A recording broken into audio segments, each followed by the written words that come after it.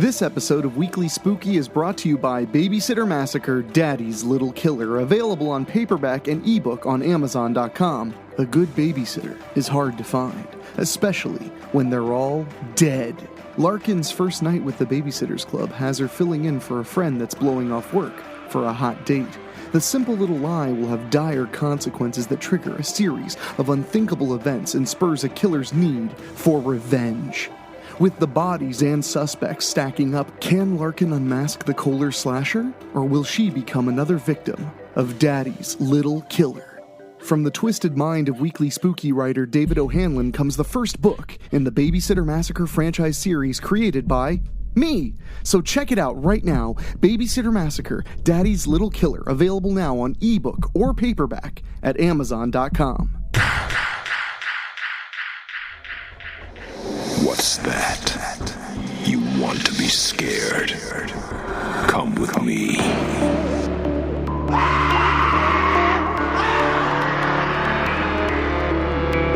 You will experience tales of horror, ghosts, and death. It is not recommended for the weak at heart. Listen in the dark. It's more fun that way. This is Weekly Spooky. Hello, my friends. Henrik Kuto here, your host and narrator, and thank you for joining me yet again for another piece of Spooky on the Weekly. And we've got a really fun one tonight, one with a very memorable character that I have a feeling we're going to get to spend some more time with as the year goes on. Some more expansion in the Rob Field, Strickfield universe. And I think you're going to enjoy it a lot, but I just want to say, out here in Ohio, where I'm recording this in perpetual nighttime, it is really feeling like perpetual nighttime. It is the afternoon. It's very dark outside. The automatic timer on my Christmas lights activated because it's so dark. It's dark and it's cold, and today it's snowing. And I love snow. You know why I love snow? Because, like all great things, it's beautiful. And it's scary. You know, when you see a lot of snow falling, you're like, oh my gosh, it's beautiful. It makes me think of Christmas. And then when it keeps falling, you realize, and I'm trapped wherever I am. Snow is beautiful, but it's as isolating as it is beautiful. So enjoy this story tonight that takes place during an ice-cold blizzard. But you might find something real hot out there in the cold. And afterward, I'll chat with you guys some more, but enjoy and make sure you subscribe and tell a friend to get in on the spooky. But for now, let's get to the story. The Last Taibon by Rob Fields. It's dark, the middle of winter, and it's a fucking blizzard. I've been walking along the highway for a while now, keeping tight hold of my Reebok pump basketball shoes. I suppose I take great joy in knowing that I'm walking around in the elements, half naked and barefoot. And I'm actually quite comfy. Also, I'm fucking soaked from all the snow. I'll have to take my clothes off and let them dry when I find a place to take shelter. Not the first blizzard I've walked through, and it won't be the last. It's about an hour before I finally see the lights of what appears to be a tavern. I turn and walk across the snowy parking lot and past several covered cars. I'm sure there'll be people inside waiting out the storm, but I'm wondering if a certain motherfucker named Richland Jillian will be inside. I open the door and I walk in. Of course this fucking place is going to be filled with men. They all look at me, some gawking that I'm dressed like a slut, while others are probably wondering how long I've been out in the blizzard like this. And no, I don't see Richland Jillian in there. Might as well have a drink before I head back out. Not a single motherfucker in the place says anything to me as I make my way to the bar and sit on a stool. The bartender slowly approaches me. "Can I help you?" I point to the bottle. "I'll take that firewater. All of it." He just looks at me. "All of it?" I dig into my tattered jean shorts and pull out some money. Then I slam it on the bar. Did I fucking stutter? The bartender takes my money and hands me the firewater. No asking me for an ID, which is how I fucking like it. After popping the spout off and draining the hot cinnamon liquor, I slam the bottle down and see the looks on everybody's faces, especially the bartender's. You want anything else? He asks me. I point to the unopened bottle of Jim Beam. All of it? Slapping the bar gets the bottle put right in front of me. I open it up and this time enjoy my drink. So delicious. Then, one of those motherfuckers finally decides to approach me. I suppose I'm always asking for this kind of fucking shit since I'm a blonde who's wearing tattered denim shorts and an athletic top that's only good for covering my small titties. Like I said, I look like a total slut. Unfortunately, I haven't been able to wear normal clothes for a very long time. And now, I'm pissed when a guy who looks like he could eat me whole puts his hand on my shoulder. I neither hesitate nor look his way. Hands off, motherfucker. He clamps down on my shoulder now. Quite a mouth on you, little girl. Little young to be in here, ain't you? I almost swung my bottle to shatter it on his head, but I stop and remember that it's Jim Beam. I take hold of his wrist and make him scream in intense pain. Then I turn around and give him a kick that sends him flying across the bar and smashing into the jukebox. Oh well, country music sucks major dick anyway. I turn around to see a few other so-called men bold enough to come at me. I have no problem picking one up and slamming him right through a table, one-handed. I grab the other one and throw him behind the bar. He hits the back and falls forward. The rest of the motherfuckers quickly back away. I turn to the bartender and grab him to me. Nearest town.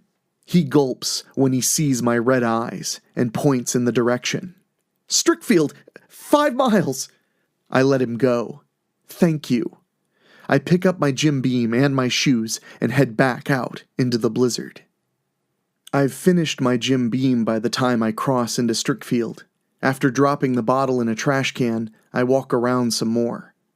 Very few people are out in this blizzard. I do see a few cars on the streets, though. Then I see more bright lights and become excited. It's a 24-hour diner. Yeah, Denoyer's Grill's bound to have some good comfort food. I walk into the diner and get the same looks as the motherfuckers back at the bar. The college boy behind the counter gives me that look. I hold up my wet men's basketball shoes for him to see.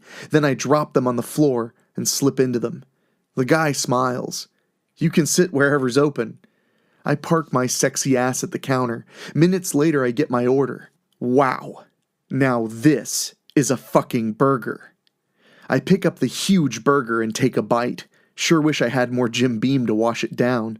The Coke will be just fine. The counter boy keeps stealing peeks at me. Can't really blame him. Some of the other patrons in here are staring at me with contempt. Fuck them. I ask the counter boy, you don't have any booze in here, do you? He shakes his head, slowly. Unlimited soft drink refills is the best I got, miss. I slide my empty Coke glass to him. Fine. After I get my refill, I slip my shoes back off and relax some more. The counter guy is still looking at me. You're probably wondering what my fucking story is, right? Miss, please refrain from using profanity, he asked me. We've got other customers in here. I smile a little. Okay. I look at his name tag. Martin? Since you ask nicely. Also, this guy's really cute. Pretty easygoing. I think I kinda like him. What's your name? Martin asks. I flash him a sexy smile. Bella. Martin finally answers my question. Okay, Bella, I guess you could say I'm curious, yes. I mean, it ain't every day I meet, well, a hot little devil like me. I finish for him. I get it.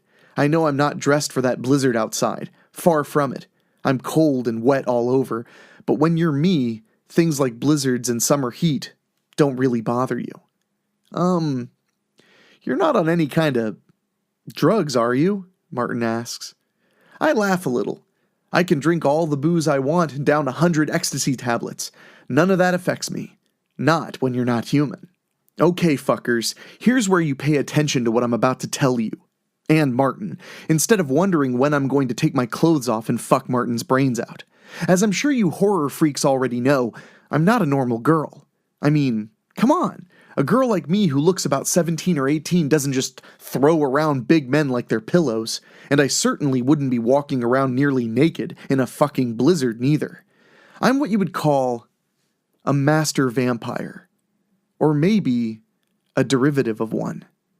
My story begins in 1889. I came from Shore Village, which would years later become the huge megalopolis known as Shore City.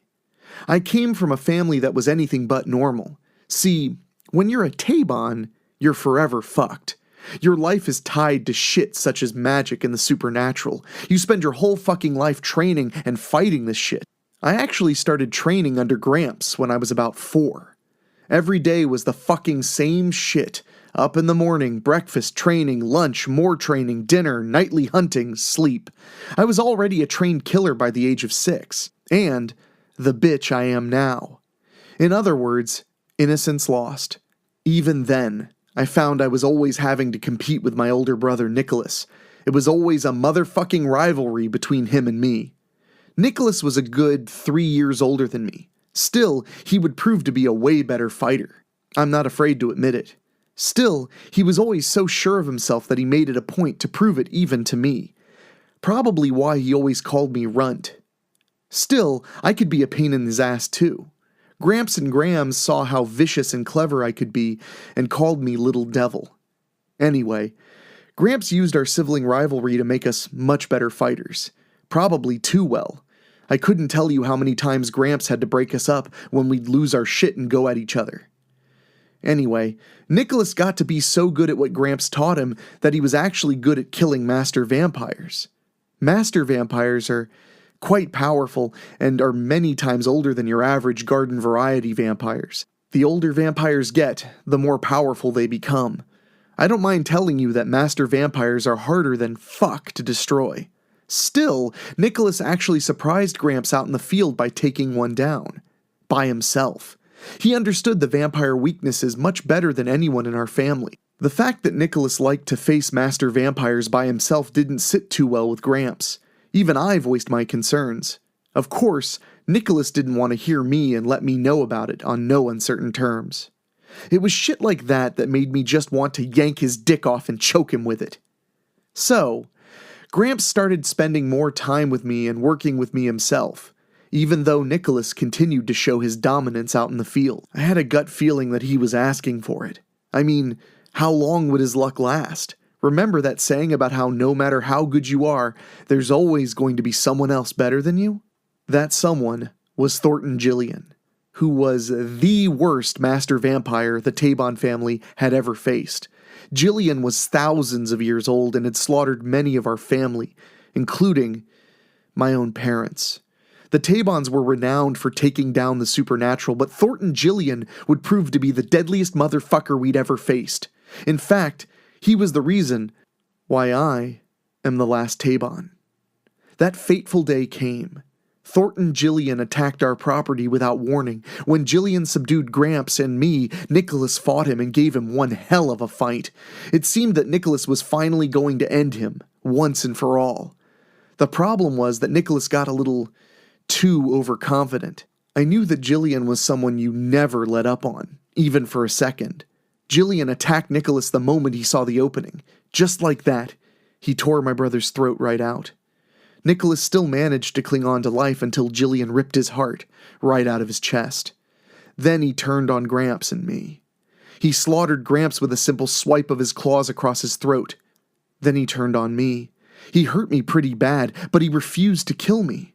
In fact, I had to watch helplessly as he killed Grams too.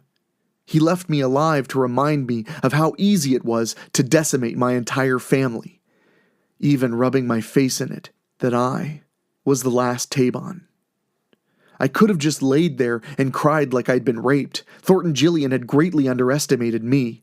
Through my injuries and pain, I forced myself to stand. I mean, I was beyond pissed. All I could think about was how I was going to make that motherfucker wish he'd never been born. So, I worked through my pain until I was fully healed up, trained myself harder than even Gramps had ever trained me. I studied Graham's magic books, made some potions to use in my upcoming fight. I trained and retrained, perfecting my skills. I mean, I'd been at it for months. Finally, my patience was burned. It was either Thornton Gillian or me. I went out hunting for that motherfucker. I fought and destroyed one vampire right after another. Anything to lead me to Thornton Gillian. I even met a master vampire bitch who hated Gillian as much as I did, but she swore she wouldn't tell me where he was unless I let her take me to bed. Yeah, I was that fucking desperate to find Gillian. Her information paid off, and I finally caught up to him. I challenged Gillian to one final showdown. He just laughed at me and told me to go back home, saying I should find a husband to serve and make babies with. But when he learned that I'd all but destroyed his tribe, he knew he had to take me seriously. He promised me he'd kill me, quickly. I was ready for the fucker, and this time put up one hell of a fight. I wasn't going to make the same mistakes Nicholas did in underestimating Thornton Gillian. Otherwise, the Taibon bloodline would be ended. I was the last one who stood between Gillian and his reign of terror. At one point, Gillian slashed me just below my tits and injured me. I was bleeding out fast. It was now or never. If I was dying and going to hell, I was taking this motherfucker with me. I threw the last of my potions at him, which only slowed him down. He grabbed me and told me he was going to make a new tribe, using my womb. But I had one last trick up my sleeve. I pulled one last vial of potion out of my long hair and threw it right in his face. I had to cover my own eyes as the liquid sunlight burned brightly, searing his flesh. He dropped me, giving me one last chance to strike. I kicked him backwards and into a tree. A branch which worked as a thick stake pierced his heart. This alone wouldn't stop him, though. Not a master vampire. I needed to decapitate him, too. As I pulled out my knife, I had forgotten about underestimating Gillian. He grabbed me and pulled me right onto the stake with him. He told me that I would be his wife in hell. Knowing I would die soon, I made my last attack on Gillian. He was going to find out why my grandparents called me Little Devil. I raised my knife and pressed it against his neck with all the strength I had left. I screamed like a fucking lunatic as I moved the knife like a saw and worked it through his neck, through the bone. And finally, the head fucking fell off. I slipped off the stake and fell onto my back. I was so badly hurt. I laughed as I relished my intense pain. I had finally done it. I had killed Thornton Gillian and avenged my family. Knowing that, I closed my eyes and prepared to meet up with Gillian in hell. I was only dimly aware of something dripping quickly onto my chest. When I woke up, it was morning. I felt fucking fantastic. I sat up and saw that I was still wearing the tatters of my old clothes. I saw I was completely healed up. Not even so much as a fucking scar. I growled with excitement and stood up to look at the headless corpse of Thornton Gillian again. "Fuck you," I screamed at it. Holy motherfucking shit. I just couldn't help myself. I felt so incredibly powerful. The first thing I noticed was my arms and legs. I fucking had muscular definition. I mean, I really felt incredibly strong. I also realized that I could see much better than I ever had before. What the fuck had happened to me? I pulled Gillian's body off the tree and started a blazing fire that burned his remains until there was nothing but ashes. As I watched, I felt that my clothes were just too constrictive. I tore my jacket away and ripped tatters off my shirt. I kicked my shoes away and tore the legs off my pants. Anything to feel free. Half naked and moaning in satisfaction, I turned and walked away. I went back home and straight up to my bedroom to contemplate my next move. I was now the last Taibon. Everything was mine. The house, the greatly vast family fortune, all of our tools against the supernatural. And then I screamed when I saw the full-length mirror beside my dresser. What the fuck? No! I shot right up off the bed and straight to the mirror. No, this can't be. But it was. I had no reflection. No wonder I felt so powerful. Did Thornton Gillian fucking sire me? Suddenly, I realized something else. It's fucking daylight outside. How the fuck can I be a goddamn vampire? How? I moved to the window again and threw open the curtains. The daylight washed over my body, but I wasn't burning in any way. Then I opened the window and leapt out to the ground below, landing like a cat. I looked up at the bright sun. It actually felt wonderful. And then I felt the fangs growing in my mouth. I even turned my fingers into claws. How the fuck can I be out in the daylight? No fucking vampire can exist during the daytime, not even Thornton Gillian, I yelled to nobody. Then I remembered the drippings I had felt before I passed out. I remembered that I was in a lot of pain from my injuries. And I finally understood. Fuck! I screamed at the sky. Why? What happened? Thornton Gillian's fucking blood had dripped and poured from his open neck and into my chest wounds. Into my heart. Gillian's vampire blood had fucking mixed with my pure Taibon blood, tainting me.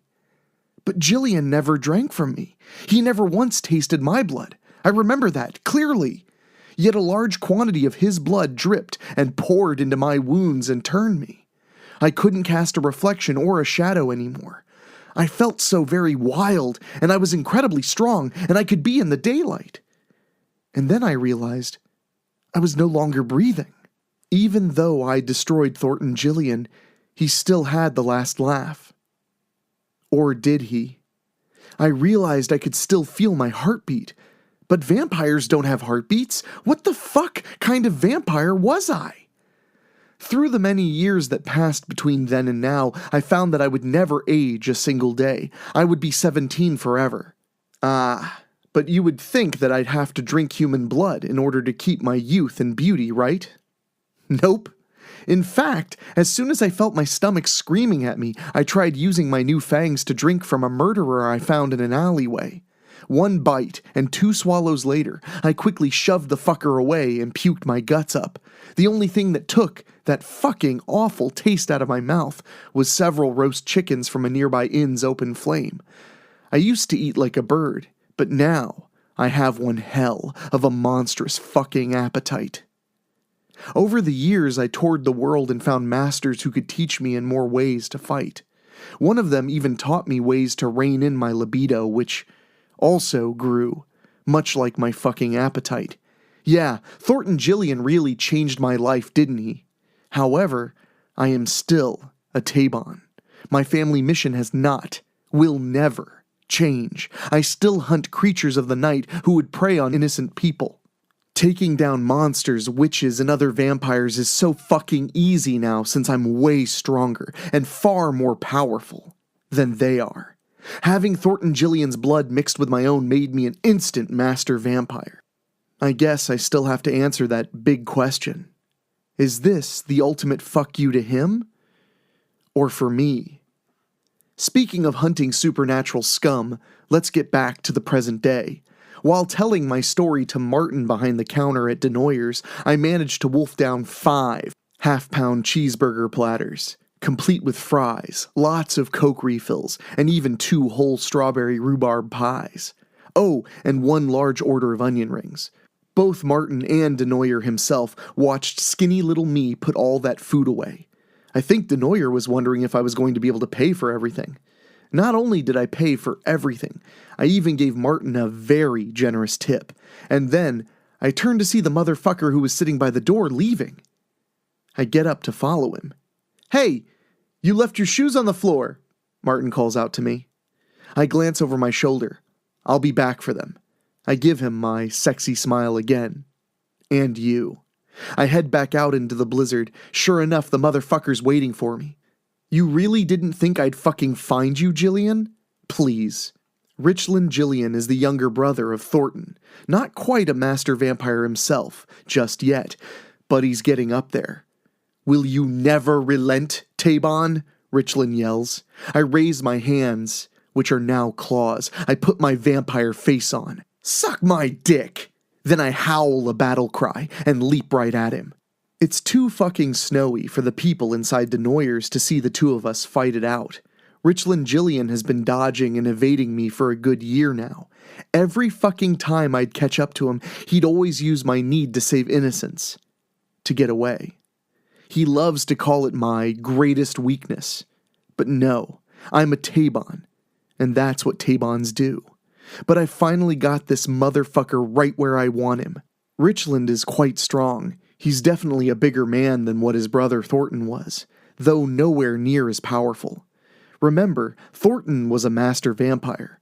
Richland claws me, but I have one hell of a healing factor. When Richland realizes he can't possibly win, he tries to escape.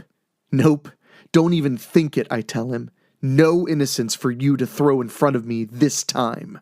He roars one last roar as he tries to slash my throat with his claws, but I see it coming a mile away. I snatch his wrist and punch him right in the chest, enough for me to break through his chest cavity and seize his heart.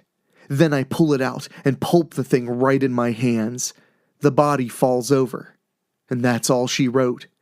Just to make sure, however, I glare at the body and make sure it bursts into flames.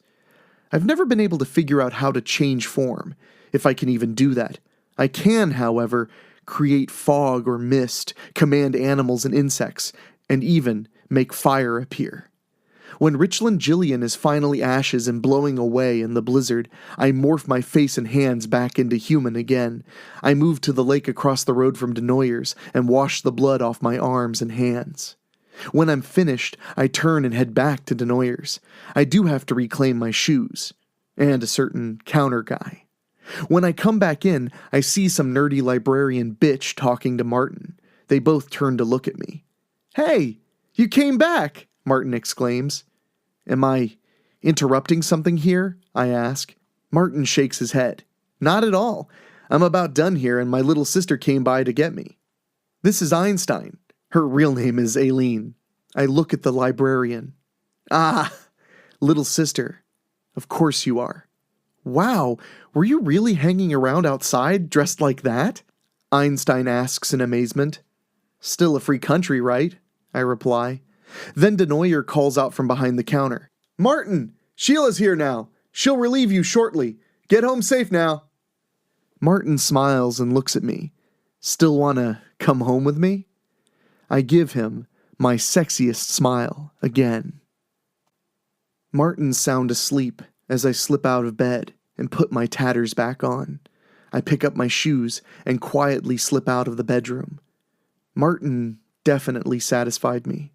Now it's time to get the fuck out of Strickfield and move on to another town. Another adventure. Another malevolent motherfucker to destroy. "Now, you weren't thinking of just leaving my brother, were you, Bella?" A familiar voice calls out as I reach the front door. The lights turn on, revealing the librarian, Martin's little sister, Aileen Donnerly. Einstein. "What the fuck were you doing? Waiting up for me?" I snap. "I needed to get laid. I liked your brother. We both got what we wanted. No commitments. I'm gone." Einstein gets right to the point. "My brother doesn't just take anyone to bed. You must have really been special to him. I'm not going to let you hurt him like that." I roll my eyes. "What do you want from me, Einstein? To wear his fucking ring?" Einstein folds her arms in front of her. "I want for you to stop running and settle down here. I want for you to be good for Martin." She raises her eyebrow. "I think we could even be great friends, you and me." I laugh now. "What motherfucking planet are you from? I don't live in Strickfield. I don't even fucking belong here. I don't belong anywhere, really." "You're a vampire, right?" Wow. Subtle, ain't she? Before I can ask how she knows, she points to a nearby mirror. "Okay, so?" I roll my eyes again. "I didn't kill Martin, okay? I don't even drink blood. Nasty fucking shit." "Oh, I know you didn't," Einstein says. "But my big brother's really into you. You're staying, Bella, and on Monday morning, you're coming to school with me." Before I can tell her to go fuck herself, she quickly unfolds her arms and raises her finger. "You walk in the daylight, right? So it's settled. You're coming to school with me on Monday." She laughs a little. Now it's my turn to fold my arms in front of me. "What makes you so goddamn sure that I'm coming to school with you?" I drop my arms. "Please, Einie, fucking enlighten me." She gives me a cute little smile. No, not the kind that says she's got me right where she wants me. It's the kind of cute little smile that belongs to a cute little face like hers. Because I believe the girls who were on the cheerleading squad at Strickfield High School are also vampires. Maybe they're not like you, but they are vampires, possibly all 6 of them. I raise my finger. Let me stop you right there, Einie. As far as I know, I'm the only one who can walk in the daylight. How the fuck can these so-called vampire twats walk the halls and attend classes? Hello? Sunlight comes in through pretty much every fucking classroom window at a school. Einstein shakes her head. Oh, I don't believe they're like you, Bella, but they must be doing something to be able to walk around during the daylight, and I don't think they're wearing sunblock. I nod in agreement. There are very few ways vamps can move around during the daylight, but nothing they can do on their own. They need outside sources, if you will, and damn sure not fucking sunblock. And Einstein fucking smiles. The little bitch knows she's got my attention. I'll give you some of my clothes and shoes. I think we're the same size. I glare at her now. If you're fucking lying to me about this, Einie, I'm going to take you and offer you as a free meal to other vamps. But I can tell she's not lying. I just don't want to stay here in this fucking village is all. Fine. I'll go to school with you on Monday morning. Fuck! Einstein smiles. That means you're also spending the rest of the weekend with us. Guess you better head back upstairs then. Bells. Good night. I give her a dirty look and raise my middle finger before I turn and head back upstairs. Martin's awake when I enter his room again. Yeah, he knows I was about to leave him sad and lonely. I need to fix this. Fast. I get naked again, climb back into bed, and we screw some more. Might as well occupy my time since I don't really sleep, and Monday is several hours away yet. Oh, my friends, I have a feeling the young little devil Taibon will be joining us again very soon on the show, and I can't wait for us to find out what's going to happen with these vampire cheerleaders. But we will have to wait. Good things come to those who wait, and good things come to those who subscribe to Weekly Spooky and listen every single week. Also, very good things happen to those who back us on Patreon. You can go to weeklyspooky.com and find information about our Patreon, about the books we're releasing. You can send me an email, and we do accept story submissions. So send me an email. Say, hey, tell me you're enjoying the show. Tell me what you'd like us to do, what stories you'd like us to cover.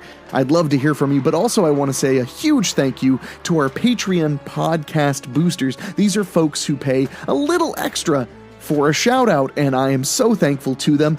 Karen Weemet, Jeff and George Hilton, Rob Fields, Kevin Fry, and Craig Cohen. Thank you guys so much for helping support the show. And please, if you've been listening for weeks upon weeks or months upon months or even for over a year since we've been on the air, please do consider helping us out on Patreon. We have over 70 backers and growing, and it helps me make the time to make the show and make it as high quality as possible. And so thank you guys, and thank you so much for the folks who have been sticking it out with us through this, I don't know if you guys have heard, this global pandemic thing. Thank you so much, and I hope we've been able to give you a little escape every single week from the ways of the world. So anyway, my friends, I'm going to get out of here. I'm going to go pet my dogs, and I'm working on an audiobook version of Babysitter Massacre, Daddy's Little Killer, which is available right now on Kindle and paperback at Amazon.com. Just search Babysitter Massacre, Daddy's Little Killer, written by David O'Hanlon, based on the movie series I created. I think you might like it. But anyway, my friends, I'm out of here till next time, so subscribe, send me an email, yada yada, my friends, and I will talk at you later. Thank you for listening. Make sure to find your way back next week. But for now, you are safe. Trust me.